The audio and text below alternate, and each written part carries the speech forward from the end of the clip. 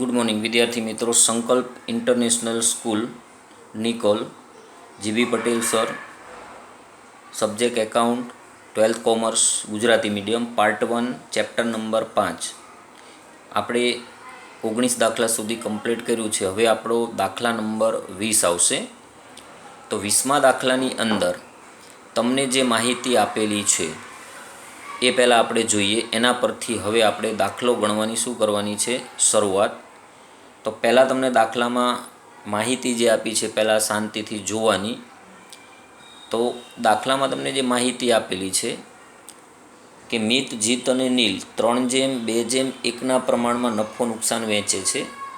અને હવે તેઓ પાકા સર્વે નીચે કહ્યું છે કે ઉપરની તારીખે તેઓએ હીરને નવા ભાગીદાર તરીકે પ્રવેશ આપ્યો.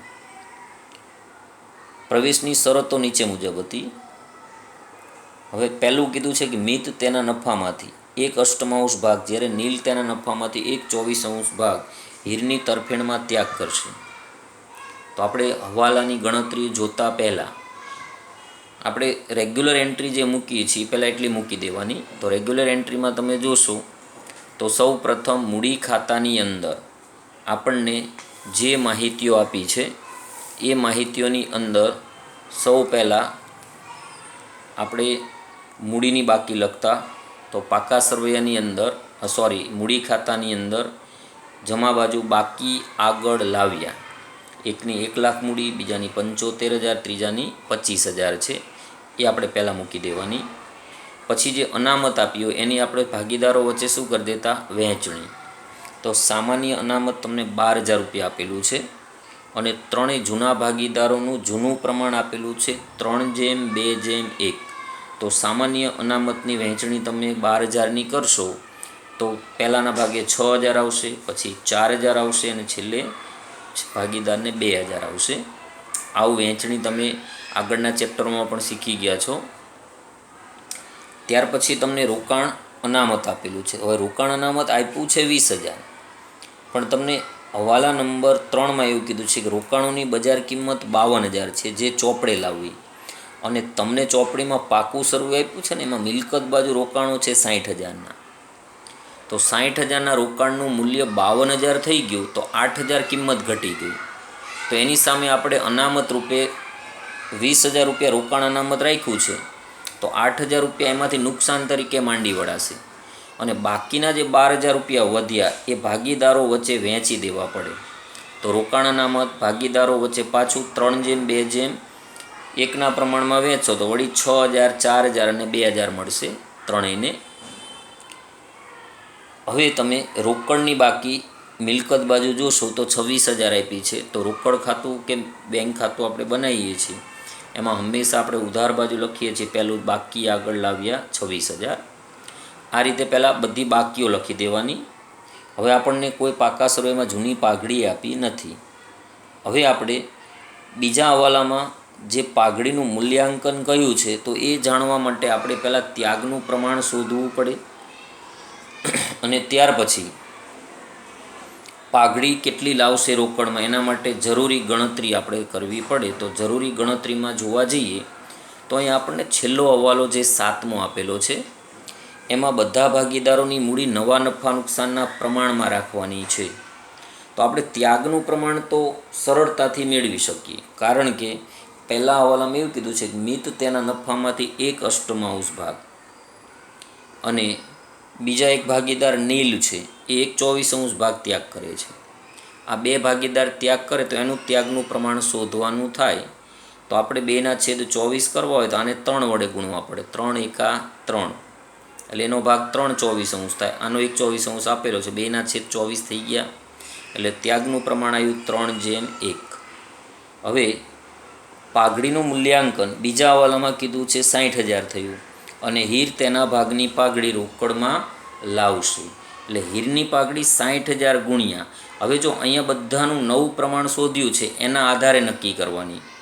તો તમને નવું પ્રમાણ આપેલું નથી, પણ એનું સૂત્ર આવું બને કે નવું પ્રમાણ બરાબર જૂનું પ્રમાણ માઇનસ ત્યાગ. તમે આ ત્યાગનું સૂત્ર શીખી ગયા હતા, યાદ કરો.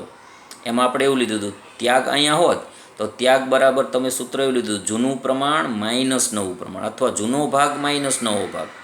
હવે આપણે સૂત્ર ઉલટાયું, નવો ભાગ શોધવો હોય તો આ ત્યાગ આ બાજુ લાવો એટલે માઇનસ થઈ જાય, અને આ બાજુ નવો ભાગ જે માઇનસ હતો એને આ બાજુ લઈ જાઓ એટલે પ્લસ થઈ જાય. એના ઉપરથી આ નવા પ્રમાણનું સૂત્ર બનાવ્યું કે નવું પ્રમાણ બરાબર જૂનું પ્રમાણ માઇનસ ત્યાગ. હવે મિતનો જૂનો ભાગ 3/6 આપેલો છે અને એ 1/8 ત્યાગ કરે છે, એવું પહેલાં હવાલામાં તમને આપી દીધું છે. હવે તમે આના ઉપરથી લસા લઈને સમાધાન કરશો તો 48 લસા થાય, આને 8 વડે ગુણવા પડે તો 8 તરી 24, આને 6 વડે ગુણવા પડે 6 એકા 6 એટલે 18/48 આવશે. નીલનું જોશો તો 1/6 એનો ત્યાગ છે 1/24, એનો લસા 144 થયો. હવે 144 કરવા માટે તમારે જે પ્રોસેસ કરવી પડે તો આને 24 વડે ગુણવા પડે એટલે 24 એકા 24, આને 6 વડે ગુણવા પડે એટલે 18/144 આવશે. હવે એને ભાગાકાર કરી દો એટલે 3 વડે એટલે 6 તરી 18 ને 48 તરી 144 એટલે એનો ભાગ આવશે 6/48. પછી જીતનો કોઈ ત્યાગ નથી આપ્યો તો એનો જૂનો ભાગ એ જ નવો ભાગ ગણાય. એનો જૂનો ભાગ છે 2/6, આ 48 છેદ આ બેના છે એટલે 48 કરવા 8 વડે ઉપર નીચે ગુણ્યા એટલે એનો ભાગ થયો 16/48. અને નવા ભાગીદાર હીર છે એનો નવો ભાગ આના આધારે નક્કી થશે. આને 1/8 ત્યાગ કર્યો છે, આને 1/24 ત્યાગ કર્યો છે. 1/6 અને 1/24 સરવાળો કરશો એ નવો ભાગ કોનો બનશે? હીરનો. અને એના ઉપરથી તમે પ્રમાણ કાઢશો એટલે પ્રમાણ થશે 18/16/6/8 અથવા બરાબર કરીને 9/8/3/4. આ બધાને 2 વડે ભાગી દો એટલે નાનું પ્રમાણ થઈ જાય. હવે આપણે હીરની પાઘડી જોઈએ તો 60,000માં હીરનો ભાગ 8, આ બધાનો ટોટલ 4/48 થાય એટલે 8/48 એટલે હીરે લાવવાની પાઘડી થશે 10,000. એટલે હીરની પાઘડી 10,000 રૂપિયા રોકડમાં લાવશે. તો હવે આપણે એની આમનો આવી લખતા રોકડ ખાતે ઉધાર તે પાઘડીના પ્રીમિયમ ખાતે જમા, એટલે રોકડ ખાતાની ઉધાર બાજુ એની ખતવણી થશે પાઘડીના પ્રીમિયમ ખાતે 10,000. અને ત્યાગનું પ્રમાણ હમણાં આપણે 3/1 શોધ્યું હતું તો એ પાઘડીનું પ્રીમિયમ 3/1ના પ્રમાણમાં વહેંચશો તો મિત અને નીલ 2 ત્યાગ કરે છે તો આને 7500 મળશે, આને 2500 મળશે. આ રીતે આટલી માહિતીઓ આપણે ફિક્સ મૂકી દઈએ છીએ. હવે ત્રીજો હવાલો આપ્યો છે રોકાણવાળું, તો એ આપણે લખી દીધું 52,000 કિંમત થઈ ગઈ. તો રોકાણો આપણે પાકા સરવૈયામાં કેટલાથી દર્શાવવાના? 52,000થી. પછી ચોથો હવાલો છે કારીગર વળતર 18,000નો દાવો મંજૂર રાખવો. તો કારીગર વળતર અનામત 15,000 આપ્યું છે પણ કારીગરોને ચૂકવવાના 18,000 થશે તો પેઢી ઉપર 18,000નું દેવું થશે. એની સામે 15,000ની જોગવાઈ રાખેલી છે તો હજી 3,000ની જોગવાઈનું નુકસાન જશે. એ આપણે કારીગર વળતર દાવો ક્યાં લખવો પડશે? પુનઃ મૂલ્યાંકનની ઉધાર બાજુ. આ વધારાના ચૂકવવાના થયા કેટલા રૂપિયા? 3,000. પછી યંત્રોની બજાર કિંમત 60,000 છે તો પાકા સરવૈયામાં યંત્રો તમને 80,000 આપેલા છે, એનું મૂલ્ય 60 થઈ ગયું એટલે 20,000 કિંમત ઘટી ગઈ. એટલે પુનઃ મૂલ્યાંકનની ઉધાર બાજુ યંત્રો ખાતે 20,000 અને પાકા સરવૈયામાં યંત્રો આપણે 60,000થી દર્શાવવા પડે. 80ના કેટલા થઈ ગયા? 60,000. પછી મકાનની બજાર કિંમત 1,26,000 છે જે ચોપડે લાવવી. તો તમને ચોપડીમાં મકાન 1,00,000નું આપ્યું છે ને એનું મૂલ્ય 1,26 થયું તો પાકા સર્વેમાં 1,26 લખવાનું, પણ 26,000 મૂલ્ય વધ્યું એ પુનઃ મૂલ્યાંકનમાં કઈ બાજુ લખવું પડે? જમા બાજુ. લાઈન લખ્યું મકાન ખાતે 26,000. હવે તમને એવું કીધું છે હીર મૂડી તરીકે 50,000 રોકડા લાવશે તો એટલી પેઢીમાં રોકડ આવશે. તો અહીં રોકડ ખાતામાં ઉધાર બાજુ આપણે લખ્યું હીરના મૂડી ખાતે કેટલા હજાર? 50,000. ને હીર પેઢીમાં આપનાર બન્યા એટલે અહીં રોકડ ખાતે જે હીર છે એની મૂડી 50,000 રૂપિયા આપણે લખવી પડશે. પણ આપણે અહીંયા હીરનું ખાનું નથી રાખ્યું કારણ કે 4 ખાના વ્યવસ્થિત સમાય નહીં એટલે ડાયરેક્ટ હીરની મૂડી આપણે ક્યાં લઈ લીધી? પાકા સરવૈયામાં મૂડી દેવા બાજુ 50,000 રૂપિયા. હવે હીરની મૂડીને પાયા તરીકે રાખી અન્ય ભાગીદારોની મૂડી નવા નફા નુકસાનના પ્રમાણમાં રાખવી અને જરૂરી અસર રોકડ ખાતે આપવી આપણને એવું કહ્યું છે.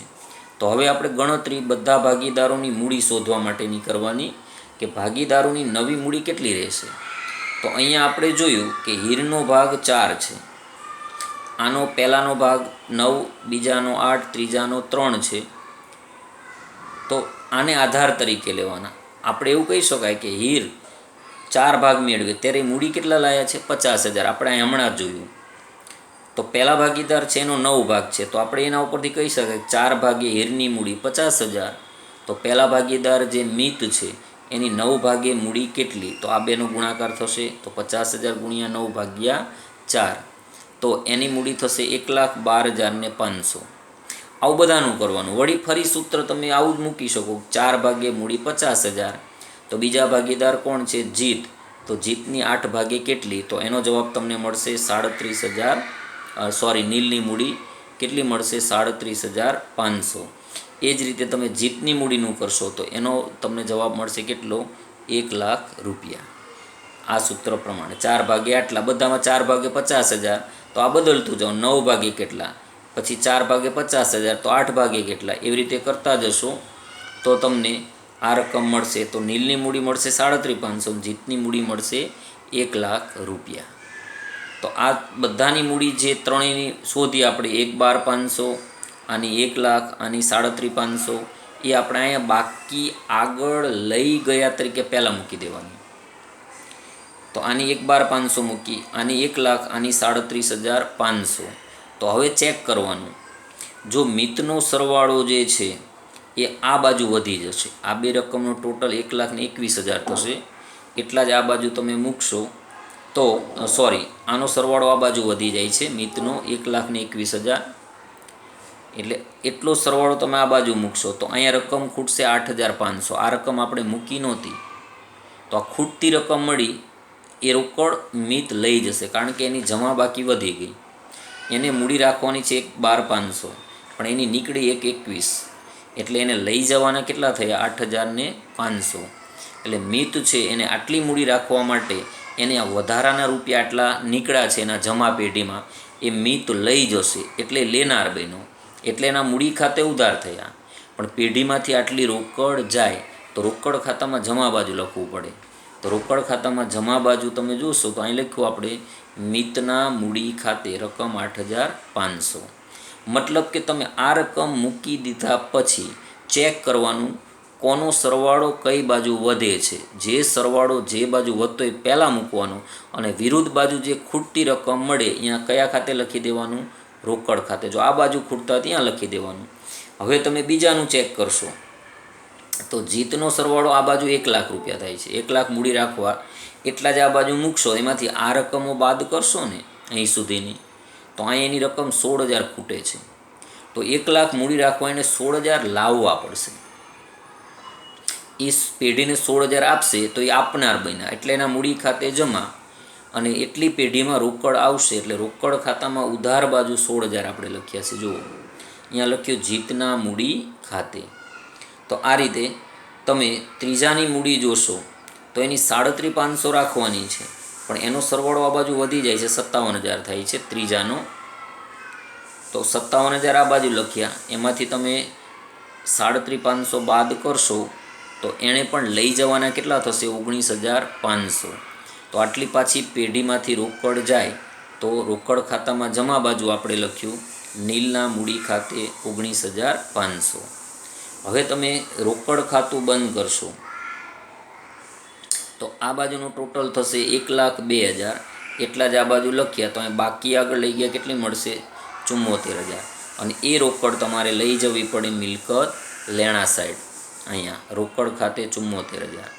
હવે જે માહિતીઓમાં ફેરફાર નથી, દેવાદારો એમના મૂકી દો 40,000, સ્ટોક લખી દો એમના 64,000.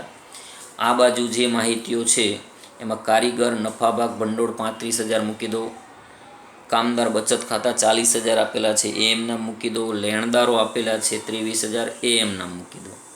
પછી આ ચારેયની મૂડી આપણે મેળવી, એ ચારેની મૂડીનો ટોટલ 3,00,000 રૂપિયા આ બાજુ મૂકી દો. હવે તમે પાકા સરવૈયાનો સરવાળો કરશો એટલે એ સરવાળો થશે 4,16,000 રૂપિયા બંને બાજુનો.